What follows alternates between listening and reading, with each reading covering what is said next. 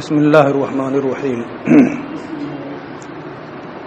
لأننا نقول قد سره بعدم المغایرة بین الصفات بناء على أنها لا يتصور عدمها لكونها ازلیۃ.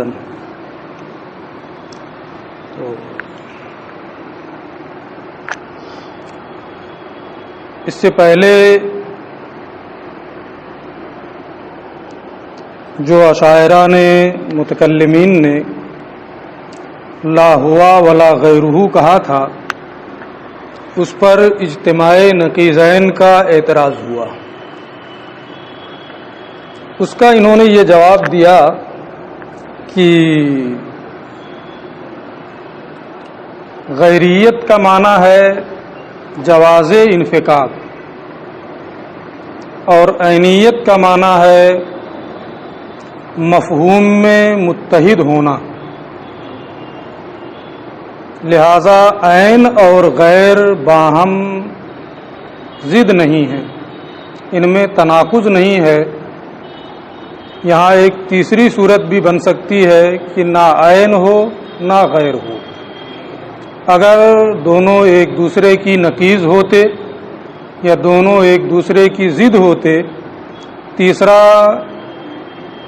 کسی واسطے کا امکان نہ ہوتا، تو ایسی صورت میں اجتماع نقیضین کا اور ارتفاع نقیضین کا اعتراض لازم آتا. لیکن یہاں ایسا نہیں ہے. ایسا ہو سکتا ہے کہ مفہوم میں دو چیزیں متحد نہ ہوں اور ان میں سے ایک دوسری کے بغیر نہ پائی جائے. مثال میں انہوں نے جز اور کل کو پیش کیا تھا، صفات اور ذات کو پیش کیا تھا، بعض صفات کا بعض کے ساتھ اس کو بھی پیش کیا تھا.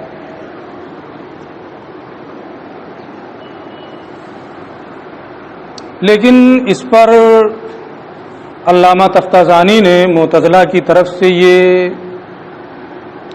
اعتراض قائم کیا کہ آپ نے غیریت کا معنی غیر کا یہ معنی بیان کیا ہے کہ انفکاک ممکن ہو، جواز انفکاک. تو کیا من جانب واحد امکان انفکاک ہو تو وہ غیر ہوگا، یا جانبین سے انفکاک کا امکان ہو تو وہ غیر ہوگا؟ اگر جانبین سے امکان انفکاک ہو اس صورت میں غیر ہوگا. تو ایسی صورت میں عالم اور صانع عالم اس میں جانبین سے امکان انفکاک نہیں ہے، ایک جانب سے امکان انفکاک ہے کہ عالم کا تصور، صانع عالم کا تصور عالم کے بغیر ہو سکتا ہے، لیکن عالم کا تصور صانع عالم کے بغیر نہیں ہو سکتا. تو یہاں جانبین سے امکان انفکاک نہیں ہے، تو ایسی صورت میں ان دونوں میں تغایر نہیں ہوگا. اور اگر آپ یہ مراد لیتے ہیں کہ ایک جانب سے امکان انفکاک ہو، تو ایسی صورت میں جز اور کل لازم آئے گا کہ یہ ایک دوسرے کے مغایر ہو جائیں، کیونکہ کل اور جز میں ایک جانب سے امکان انفکاک پایا جاتا ہے کہ جز یہ کل کے بغیر پایا جا سکتا ہے، جز اگرچہ کل کے بغیر نہیں پایا جا سکتا. جز کل کے بغیر پایا جا سکتا لیکن کل جز کے بغیر نہیں پایا جا سکتا. تو یہاں ایک جانب سے امکان انفکاک ہے تو اس میں بھی مغایرت ہو جائے گی، حالانکہ اس میں مغایرت کا کوئی قائل نہیں ہے. اور عالم اور صانع عالم میں ہر کوئی مغایرت کا قائل ہے، بالاتفاق ہے. تو آپ کی اس توضیح پر یہ اعتراض لازم آتا ہے جو توضیح آپ نے غیریت کی ہے. اس پر ان کے اس اعتراض پر پھر یہ اعتراض کیا انہوں نے، اشاعرہ کی طرف سے یہ عذر پیش کیا کہ غیر کا معنی یہ ہے کہ ان دونوں میں سے ہر ایک کے وجود کا تصور دوسرے کے عدم کے ساتھ ممکن ہو. ان دونوں میں سے ہر ایک کے وجود کا تصور دوسرے کے عدم کے ساتھ ممکن ہو، اگرچہ وہ دوسرے کا عدم فرضی محض ہو، اور وہ محال ہی کیوں نہ ہو، لیکن محال کو بھی فرض کیا جا سکتا ہے. اس لیے غیر کا معنی یہ ہے کہ ان دونوں میں سے ایک کا دوسرے کے بغیر تصور ہو جائے.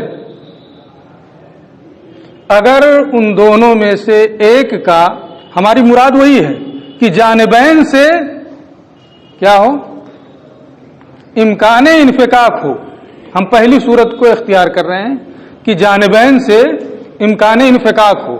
اب اس پر آپ کا وہی عالم اور ثانیہ عالم کا اعتراض ہوگا، تو اس کو انہوں نے یہ کہا کہ غیریت کا معنی یہ ہے کہ ان دونوں میں سے ہر ایک کے وجود کا تصور دوسرے کے عدم کے ساتھ ممکن ہو. اس دوسرے کا عدم فرضی محض اور محال ہی کیوں نہ ہو. اگر دوسرے کا عدم فرض کر کے اس کے محال ہونے کے باوجود ایک کے وجود کا تصور ممکن ہے تو وہاں غیر کہیں گے. ایک جانب سے عالم اور ثانیہ عالم میں آپ نے امکان انفکاک دکھایا تھا کہ ثانیہ عالم کا وجود عالم کے بغیر ہو سکتا ہے، لیکن عالم میں بھی ہو سکتا ہے. کیسے؟ عالم کے وجود کا تصور کریں اس طرح سے کہ ثانیہ عالم کا عدم ہے، ثانیہ عالم کے بغیر. اگرچہ ثانیہ عالم کا عدم فرضی محض ہے، ثانیہ عالم کا عدم اگرچہ محال ہے، لیکن ثانیہ عالم کے عدم کے ساتھ عالم کے وجود کا تصور یہ ممکن ہے.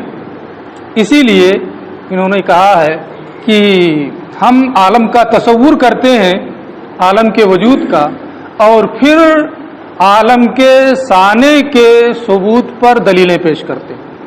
اگر ثانیہ عالم کے بغیر عالم کے وجود کا تصور ممکن نہ ہوتا تو بعد میں کیوں دلیل طلب کی جاتی؟ وہ تو عالم کے تصور ہی کے ساتھ ساتھ ثانیہ عالم کا بھی تصور ہو جاتا. دلیل طلب کرنا یہ اس بات کی علامت ہے کہ عالم کے وجود کا تصور ثانیہ عالم کے عدم کے ساتھ ہو سکتا ہے. لہذا امکان انفکاک من الجانبین یہ ہماری مراد ہے. عالم اور ثانیہ عالم میں بھی جانبین سے امکان انفکاک ہے، لہذا ان میں مغایرت ہے. اور جز اور کل میں من جانب واحد امکان انفکاک ہے، لہذا ان میں مغایرت ثابت نہیں. یہ اب تک انہوں نے بیان کیا تھا، ہے نا، اتنا سمجھا چکا تھا. اس پر یہ کہتے ہیں کہ آپ نے جو وضاحت کی ہے اس کی یہاں گنجائش نہیں ہے. کیوں گنجائش نہیں ہے؟ لأننا نقول، اس لیے کہ ہم یہ کہیں گے قد صرحوا بعدم المغایرہ بین الصفات. متکلمین نے صراحت سے کہا ہے کہ صفات کے درمیان تغایر نہیں ہے. جو صفات باری تعالیٰ ہیں ان میں تغایر نہیں ہے. کیوں تغایر نہیں ہے؟ اس لیے کہ بناءً علی انہا لا یتصور عدمہا، اس بنیاد پر کہ صفات کا عدم متصور نہیں ہے. کیوں ان کا عدم متصور نہیں ہے؟ لکونہا ازلیتاً، کیونکہ صفات یہ سب کے سب کیا ہیں؟ ازلی ہیں. تو جب صفات ازلی ہیں، قدیم ہیں، تو ان کا عدم یہ متصور نہیں ہوگا. اور جب ان کا عدم یہ متصور نہیں ہے تو تمام صفات جو ہیں کوئی بھی صفت دوسری صفت کے مغایر نہیں ہوگی، ہر صفت دوسرے کے ساتھ ہوگی. مال قطع بأنہ یتصور وجود البعض، باوجود کی یہ یقین ہے کہ بعض صفات کا وجود مثلا علم ہے. آپ کے بیان کردہ طریقے کے مطابق یہاں بھی امکان انفکاک ہے جانبین سے، اور جب صفات میں بھی آپ نے جو ابھی بیان کیا ہے اس طریقے پر جانبین سے امکان انفکاک ہے، تو صفات کو کیا ہونا چاہیے؟ ایک دوسرے کے مغایر ہونا چاہیے. حالانکہ عدم مغایرت کے قائل ہیں کون؟ متکلمین. آپ نے جو بیان کیا ہے کہ ان دونوں میں سے ہر ایک کے وجود کا تصور دوسرے کے بغیر ممکن ہو، علم کا تصور کلام کے بغیر، جیسے وہاں عالم کا تصور صانع عالم کے بغیر ممکن ہے، ایسے ہی یہاں علم کا تصور کلام کے بغیر، دوسری صفت کے بغیر یہاں بھی ممکن ہے. تو یہاں بھی جانبین سے امکان انفکاک ہے. کلام کا تصور علم کے بغیر، جانبین سے امکان انفکاک ہے، تو اسے بھی آپ کے ضابطے کے مطابق کیا ہونا چاہیے؟ غیر ہونا چاہیے. حالانکہ تمام متکلمین اس بات پر متفق ہیں کہ ان میں مغایرت نہیں ہے. آپ کے اس کلام سے متکلمین کے متفق علیہ مسئلے کے خلاف لازم آتا ہے، لہذا آپ کی یہ بات معتبر نہیں ہے. ٹھیک ہے.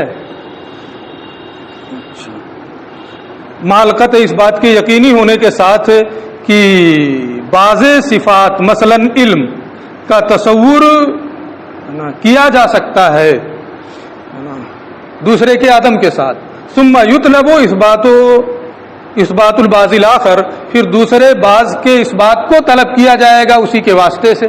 جیسے عالم کا وجود، عالم کے وجود کا تصور کیا گیا صانع عالم کے بغیر، پھر عالم کے ذریعے سے صانع عالم کا ثبوت طلب کیا گیا.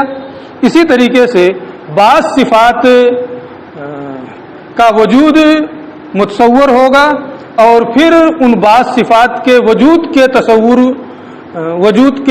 تصور کے بعد ان کے ذریعے سے دوسری صفات کا اس بات طلب کیا جائے گا دلیل کے ذریعے سے. فعلما، اور اس سے آپ کے اس ضابطے سے کہ غیر کا معنی یہ ہے کہ ان میں سے ایک کا تصور دوسرے کے بغیر ہو سکے، یہ جو معنی آپ مراد لے رہے ہیں اس سے متکلمین کے متفق علیہ مسئلے کے خلاف لازم آ رہا ہے. فعلما انہم لم یریدوا ھذا المعنی، لہذا یہ معلوم ہوا کہ غیر کا یہ معنی متکلمین نے مراد نہیں لیا ہے. تو یہ توجیہ القول بما لا یرضی بہ القائل کے قبیل سے ہے، لہذا یہ قابل قبول نہیں ہے. مانو، ساتھ ہی ساتھ یہ عرض مال محل میں درست نہیں ہے. آپ کی یہ توضیح صانع عالم اور صانع عالم میں تو جاری ہو گئی کہ عالم کے وجود کا تصور کریں صانع عالم کے عدم کے ساتھ، اور پھر عالم کے ذریعے سے صانع عالم پر برہان طلب کریں، وہاں امکانی انفکاک ہو گیا. لیکن عرض اور محل میں یہ چیز نہیں ہو سکتی ہے، کیونکہ محل عرض کے بغیر تو پایا جا سکتا ہے لیکن عرض یہ محل کے بغیر نہیں پایا جا سکتا، وہاں امکانی انفکاک کا تصور نہیں ہے جانبین سے. تو آپ کی یہ تقریر ایک مثال میں تو جاری ہو سکتی ہے، دوسری مثال میں جاری نہیں ہو سکتی، اس لیے بھی یہ قابل قبول نہیں ہے.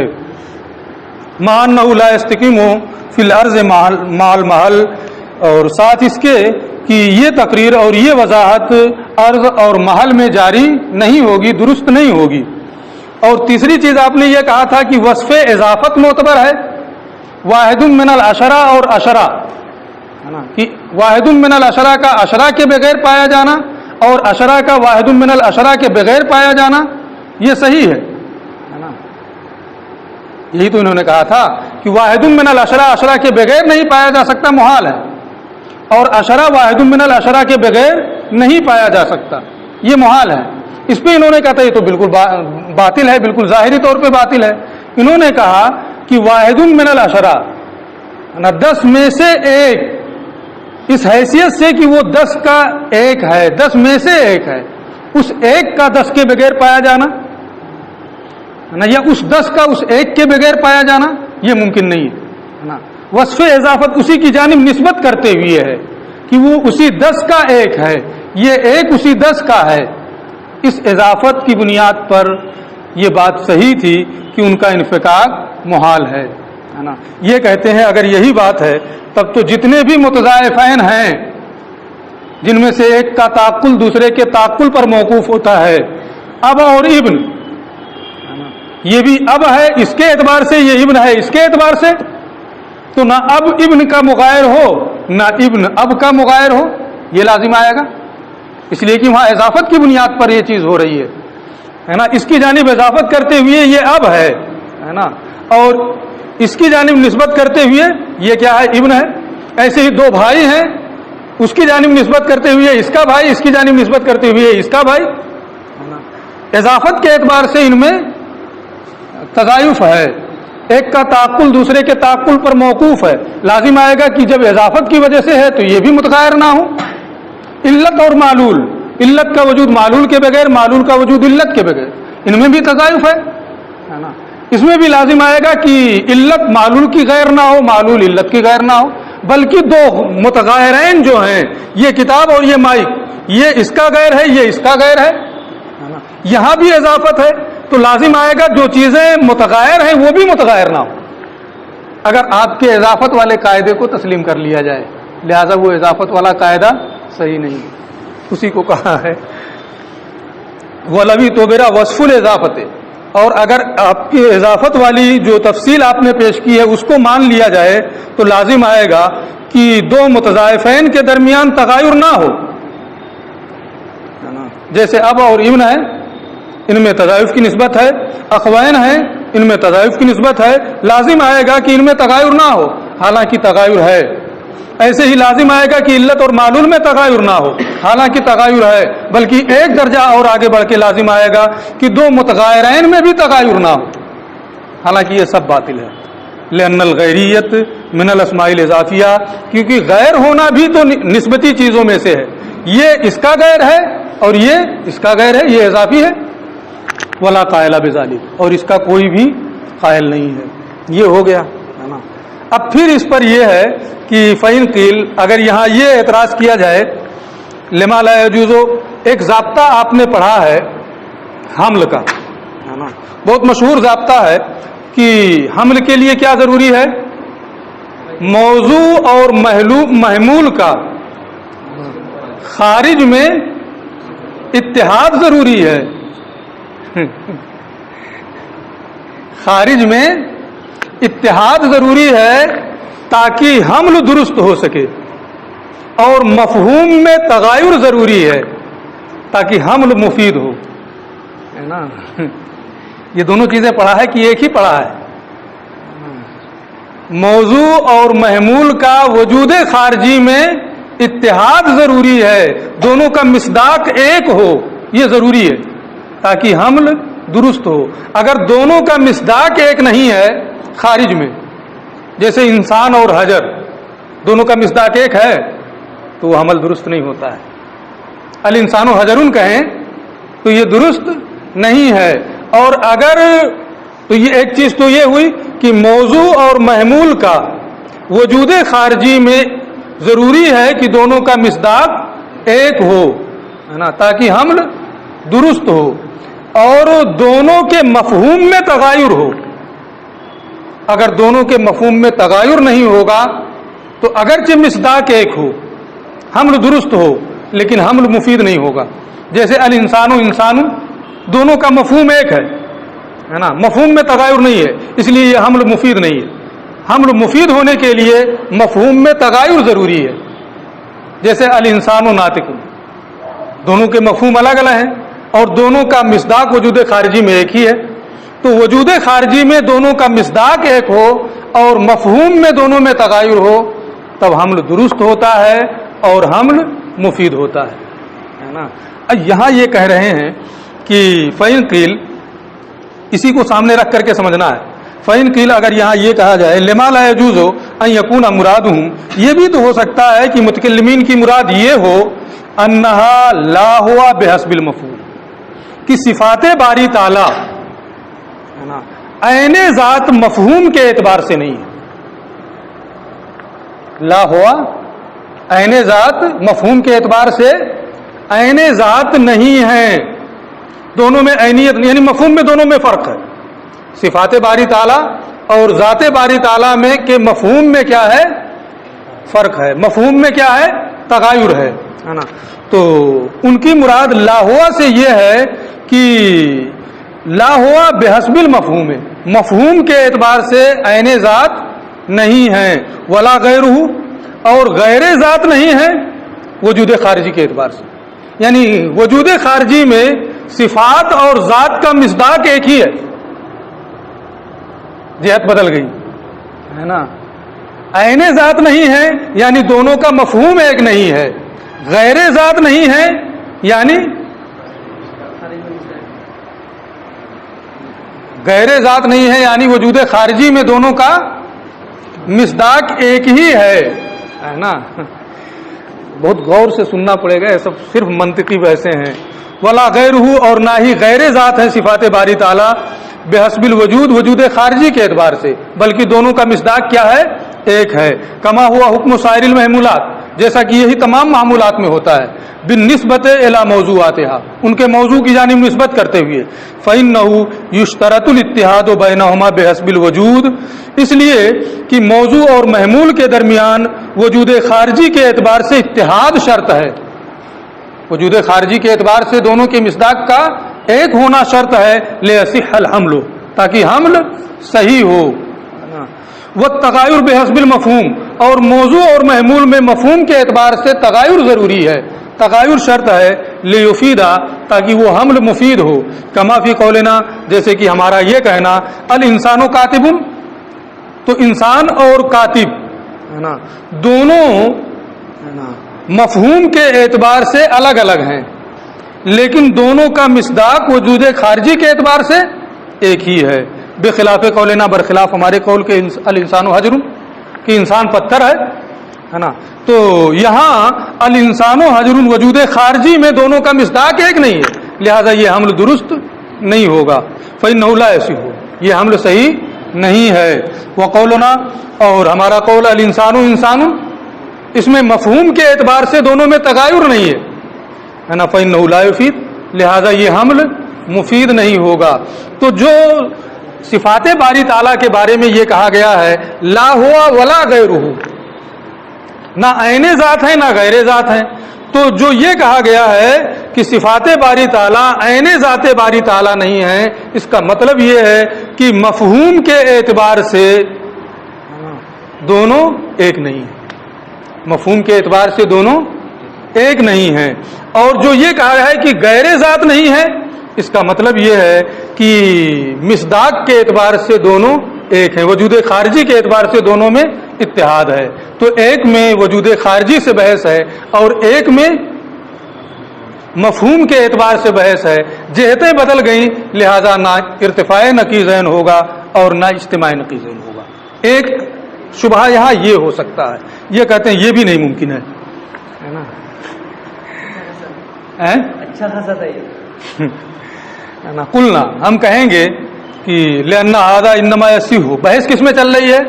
اللہ کی صفت میں، کی اسماء صفات میں، صفت میں، علم میں، قدرت میں، حیات میں، عالم ہونے میں چل رہی ہے. وہ تو اسماء صفات ہیں، اسماء صفات محمول بنتے ہیں. اللہ عالم، اللہ قادر کی صفت محمول بنتی ہے، اللہ علم، اللہ قدرت ہے نا. بحث چل رہی ہے صفات میں، اسماء صفات میں نہیں چل رہی ہے. آپ نے جو بیان کیا ہے یہ اسماء صفات سے متعلق ہے، صفات سے متعلق نہیں ہے، لہذا یہاں اس کی بھی گنجائش نہیں ہے. قلنا، سمجھ میں آ رہی ہے نا بات؟ ہم کہیں گے لأن هذا انما يصح في مثل العالم والقادر، یہ بات عالم اور قادر جیسی مثالوں میں اسماء صفات میں تو چل سکتی ہے، ذات کی جانب نسبت کرتے ہوئے کہ اسماء صفات کو ذات پر محمول کرتے ہیں ہے نا، کہ اللہ عالم، اللہ قادر. لا فی مثل العلم والقدرت، علم اور قدرت کے مثل میں یہ بحث جاری نہیں ہوگی. ما ان الکلام فی، حالانکہ ہماری بات چل رہی ہے صفات میں، اسماء صفات میں بحث نہیں چل رہی ہے. ایسے ہی اجزائے غیر محمولہ میں بھی یہ بات صحیح نہیں ہوگی. ایک ہوتا ہے اجزائے محمولہ اور ایک اجزائے غیر محمولہ، کہ وہ اجزاء کے بغیر نہ پایا جا سکے اور اس میں سے ہر جز پر وہ محمول نہ ہو، اور ایک ہے کہ اس میں سے ہر جز پر وہ محمول ہو. جیسے انسان کس کو کہتے ہیں؟ حیوان ناطق کو کہتے ہیں ہے نا. تو اب الانسان حیوان کہنا صحیح ہے کہ نہیں؟ अल इंसानु नातिकुन कहना सही है कि नहीं? तो हर जुज पर उसका हमल होता है। ये अज्जाए महमूला है ना। और एक है अज्जाए गैर महमूला है ना। एक ये 10 का जुज है, लेकिन क्या ये कह सकते हैं कि अल अशरत वाहिदुन या अल वाहिद अशरतुन? नहीं कह सकते हैं। तो वो अज्जाए गैर महमूला है। तो अज्जाए गैर महमूला में भी ये नहीं होगा, जैसे कल वाहिद मिनल अशरा है ना, जैसे वाहिदुम मिनल अशरा और अशरा, कि उसमें अगर आप ये हमल करना चाहें तो ये हमल सही नहीं होगा। इसी तरीके से यदो जैदिन जैदुन है ना, ये भी हमल सही नहीं होगा। इसी तरीके कल वाहिद मिनल अशरा, जैसे वाहिदुम मिनल अशरा का अशरा पर हमल और यदो जैदिन का है ना, यदुम मिन जैदिन का जैद पर हमल, यहाँ भी ये आपने जो बयान किया है तफसील है ना कि वजूद खारजी के एतबार से और मफहूम के एतबार से, इसमें भी ये जारी नहीं होगा। लिहाजा बाज ऐसी चीज़ों का इससे जवाब बनना है जिसमें हमारी गुफ्तगू नहीं है, और जिसमें हमारी गुफ्तगू है उस पर आपका ये जवाब नहीं मुंतबिक हो रहा है, लिहाजा ये जवाब सही नहीं है।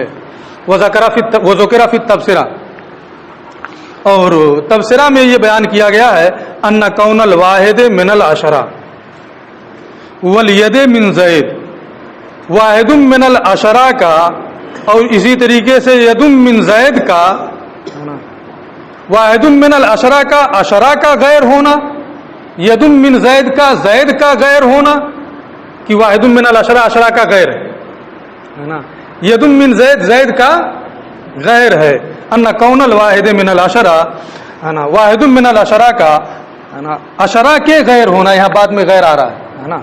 ऐसे ही यदुम मिन जैद का जैद के गैर होना, मिम्मा लम यकुल बिही अहदुम मिनल मुतकल्लिमीन, मुतकल्लिमीन में से जाफर बिन हारिस के अलावा इसका कोई कायल नहीं है। यानी वाहिदुम मिनल अशरा अशरा का गैर है, यदुम मिन जैद का गैर है ना, सिर्फ हारिस बिन जाफर बिन हारिस इसका कायल है और कोई इसका कायल नहीं है। और जाफर बिन हारिस ने मुखालफत तो की है ना, उसने ये कहा कि वाहिदुम मिनल अशरा अशरा का गैर है, यदुम मिन जैद का गैर है। लोगों ने ये कहा कि ये बड़ा जाहिल है, इससे बड़ा जाहिल कोई नहीं है ना। वक़द खालफा फी ज़मीए जाले का फी जाले का जमीउल मुतज़ला, और इसमें तमाम मुतज़ला ने जाफर बिन हारिस की मुखालफत की है। वह उद्दा जाले का मिन जहालाती, और ये चीज़ की वाहिदुम मिनल अशरा अशरा का गैर है, यदुम मिन जैद का गैर है, इसके इस कौल को उसकी जहालतों में से शुमार किया है ना, कि इससे बड़ी जहालत कोई चीज़ नहीं है। वाहिदुम मिनल अशरा अशरा का गैर या यदुम मिन जैद का गैर नहीं है ना। वहादा इसकी बुनियाद ये है लिअन्नल अशरता इस्मुल लिजमील अफराद, अशरा हर फर्द का नाम है, जितने भी अफराद हैं 1 2 3 सबको मिला करके अशरा वो बना है। लिअन्नल अशरा, इसलिए कि अशरा ये इस्मुल लिजमील अफराद है, मुतनाविलुन लिकुल्ल फर्द मा गयारिही, ये अशरा जमी अफराद का नाम है और हर फर्द को उसके गैर के साथ शामिल है। यानी 1 है 2 है 3 है 4 है 5 है, 1 भी शामिल है, 2 भी उसमें शामिल है, 3 भी शामिल है ना। तो हर फर्द अपने गैर के साथ मिल करके अशरा बना है। फलो कानल वाहिदो गैर रहा, तो अगर वाहिदुम मिनल अशरा अशरा का गैर हो जाए तो अपनी जात का गैर हो जाएगा, इसलिए कि मजमूए का नाम है। और कोई चीज अपने जात का गैर हो ये बदाहतन बातिल है। हम अपने जात ही का गैर हो जाएं ये नहीं हो सकता है। यदुम मिन जैद का गैर हो जाए तो लाजिम आएगा कि जैद का गैर हो जाए, या उसका हाथ अपने हाथ का गैर हो जाए, अपनी जात का गैर हो जाए, ये तमाम चीजें बातिल है। लिअन्नहु अच्छा फलो कानल वाहिदो गैर रहा, तो अगर वाहिदुम मिनल अशरा अशरा का गैर हो जाए, लसारा गैर नफ्स ही, तो अपनी जात ही का गैर हो जाएगा, क्योंकि वो अशरा ही का एक जुज है। वान तकूनल अशरा तो बेदून ही, और ये भी लाजिम आएगा कि अशरा उसके बगैर पा लिया जाए, क्योंकि जब वो उसका गैर है तो उसके बगैर पाया जाना मुमकिन होगा। यूं ही अगर यद जैद का गैर हो तो यद ये अपनी जात का गैर हो जाएगा, क्योंकि जब यद जैद का गैर है تو زید ید ہی کے مجموعے کا نام ہے، پورے مجموعے کا نام ہے. اب اگر ید زید زید کا غیر ہو تو اس مجموعے کا غیر ہوگا ید، اور اسی میں ہاتھ بھی شامل ہے تو ید کے غیر ہونا لازم آئے گا. لو کان ید زید غیرہ لکان الید غیر نفسہا ھذا کلامہ، یہ اس کا کلام ہے. ولا یخفی ما فیہ، اور اس میں جو اشکالات ہیں وہ کسی پر مخفی نہیں ہے. اس کے کلام پر جو بھی اشکالات لازم آ رہے ہیں سب واضح ہیں، اس لیے اس کا بھی یہاں پر امکان نہیں ہے جو آپ نے ما سبق میں پیش کیا تھا. اور جعفر ابن حارث کی گفتگو کو لے کر کے بھی اگر آپ چاہیں کہ بات بنا لیں تو اس کو بھی نہیں بنا سکتے ہیں، کیونکہ وہ اس کی جہالت ہے.